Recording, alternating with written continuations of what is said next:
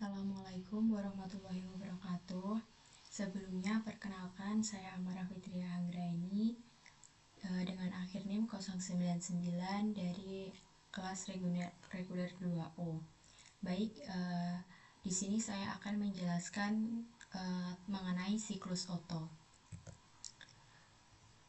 Oke, yang pertama yaitu apa sih siklus Otto itu? Jadi siklus Otto itu merupakan prinsip kerja dasar mesin pembakaran dalam kendaraan bermotor. Nah, di siklus ini tuh terdiri dari empat tahapan, yaitu ada isapan, kompresi, pembakaran, dan pembuangan. Kemudian energi dari bahan bakar ini dikonversi menjadi tenaga mekanik melalui peningkatan tekanan dan volume dalam silinder mesin selama tahap pembakaran. Oke, kemudian di sini yaitu merupakan diagram PV dan TS dari siklus Otto sendiri. Oke, di next slide-nya di sini saya akan menjelaskan dari diagram tersebut. Oke, jadi ini langkah kerja dari diagram siklus Otto, yaitu sebelumnya siklus Otto terdiri dari 4 proses reversibel internal, yaitu proses 1-2 itu merupakan proses kompresi isentropik. Apa itu proses kompresi isentropik? Jadi proses kompresi isentropik ini merupakan di mana piston bergerak menuju TMA. TMA itu titik mati atas yang mengkompresikan udara sampai volume clearing sehingga tekanan dan temperatur udara itu naik. Kemudian yang selanjutnya yaitu proses 2-3 itu merupakan penambahan kalor pada volume tetap, yang dimana piston ini sesaat pada titik mati atas nanti bersamaan kalor supply dari sekelilingnya serta tekanan dan temperatur meningkat hingga nilai maksimum dalam siklus tersebut. Kemudian yang selanjutnya yaitu proses 3-4 itu merupakan ekspansi isentropik.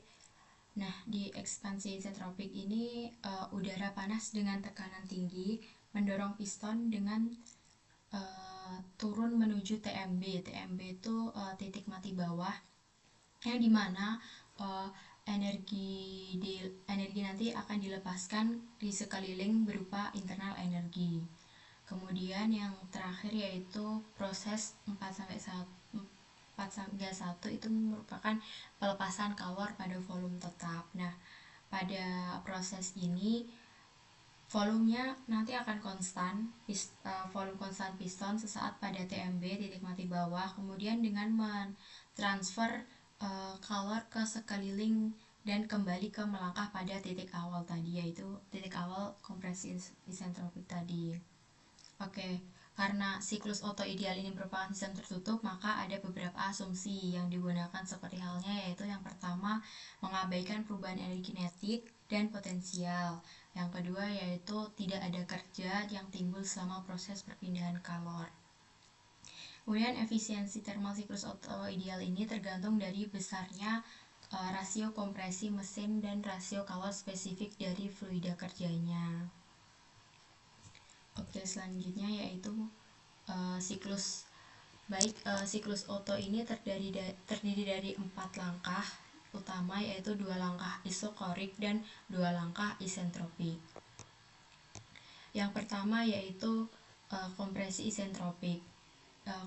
Kompresi isentropik ini tuh merupakan udara dan bahan bakar campuran dikompresi dalam silinder, kemudian akan meningkat tekanannya sambil volumenya berkurang.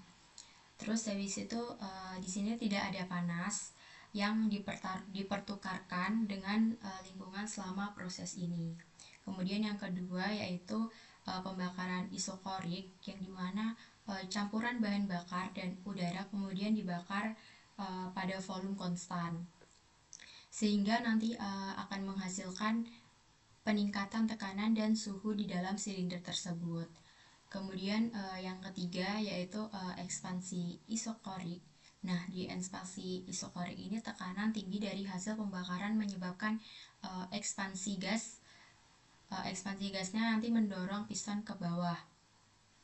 Kemudian mengubah energi panas menjadi kerja mekanik. Lagi-lagi tidak ada panas yang dipertukarkan dengan lingkungan. Kemudian langkah yang terakhir yaitu pengeluaran isokorik, dan pengeluaran isokorik ini gas sisa yang tadi, gas sisa pembakaran yang tadi kemudian dilepaskan pada volume konstan dan kemudian kembali ke langkah awal tadi. Oke, jadi ini merupakan beberapa persamaan siklus Otto. Yang pertama itu ada proses kompresi adiabatis. Jadi adiabatis ini pada proses kompresi adiabatis ini ada rumusnya, yaitu T2 per T1 sama dengan R kuadrat R pangkat dalam kurung K-1. Terus rumus yang kedua yaitu P2 per P1 sama dengan R pangkat K.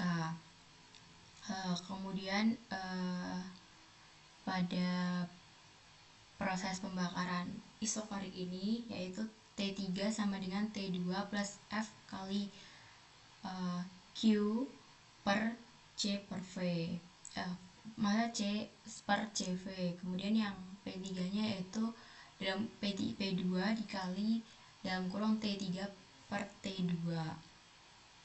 Kemudian pada proses ekspansi atau langkah kerja yaitu T4 per T3 sama dengan R pangkat 1 min K. Kemudian untuk P4 per P3 itu persamaannya sama dengan R pangkat min K. Kemudian pada kerja siklus itu ada W sama dengan CV dalam kurung T3 min T2 dikurangi dengan T4 min T1 tutup kurung. Kemudian ada tekanan efektif rata-rata atau mean effective pressure, yang dimana itu melambangkan PME, yang dimana W itu per dalam kurung V1 min V2. Kemudian ada daya indikasi motor yang dilambangkan PE sama dengan PME kali N kali I kali dalam kurung V1 min V2 kali Z, yang dimana dari lambang-lambang rumus ini tadi keterangannya ada di sini, yaitu P sama dengan tekanan gas yang dimana satuannya kilogram per meter kubik. Kemudian T merupakan temperatur gas yang dimana satuannya Kelvin. Kemudian V itu melambangkan volume gas, V besar itu volume gas yang dimana satuannya meter kubik. Kemudian R kecil itu merupakan rasio kompresi, dimana itu merupakan V1 min V2 tadi. Terus habis itu CV merupakan panas jenis gas pada volume tetap, dimana ini satuannya yaitu kilojoule per kilogram kali K. K ini bisa disebut Kelvin. Kemudian K kecil ini melambangkan rasio panas jenis gas, dimana satuannya CP per CV. Kemudian huruf F kecil merupakan rasio bahan bakar atau udara. Kemudian F besarnya Q-nya itu merupakan nilai panas bahan bakar, yang dimana itu di satuannya itu kilojoule dan per kilogram. Kemudian W besar itu melambangkan kerja, dimana itu satuannya yaitu joule, dan N kecil merupakan putaran mesin per detik atau bisa di satuannya itu RPS. Kemudian I itu merupakan indeks pengali atau nah ini bisa dimaknakan yaitu 1 untuk 2 tak, dan I itu bisa 0,5 untuk 4 tak. Kemudian Z ini merupakan jumlah silinder, dan P besar itu merupakan daya yang satunya itu watt. Nah, dalam siklus aplikasi siklus Otto ini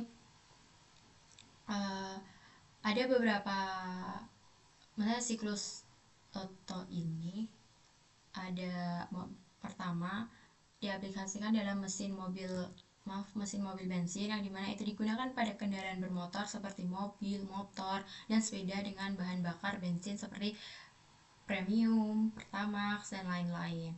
Kemudian yang kedua yaitu mesin pesawat kecil. Nah, di mesin pesawat kecil ini beberapa pesawat ringan masih menggunakan mesin piston berbahan bakar bensin yang bekerja berdasarkan siklus Otto. Kemudian yang ketiga itu mesin generator portable. Itu merupakan generator listrik kecil yang sering menggunakan mesin bensin yang mengikuti prinsip siklus Otto. Oke, baik, cukup begitu saja presentasi mengenai siklus Otto dari saya. Kemudian nanti jika ada teman-teman yang ingin mempertanyakan mengenai siklus Otto, bisa bertanyakan lewat komentar di bawah nanti. Sekian presentasi dari saya. Apabila ada kurang lebihnya mohon maaf. Assalamualaikum warahmatullahi wabarakatuh.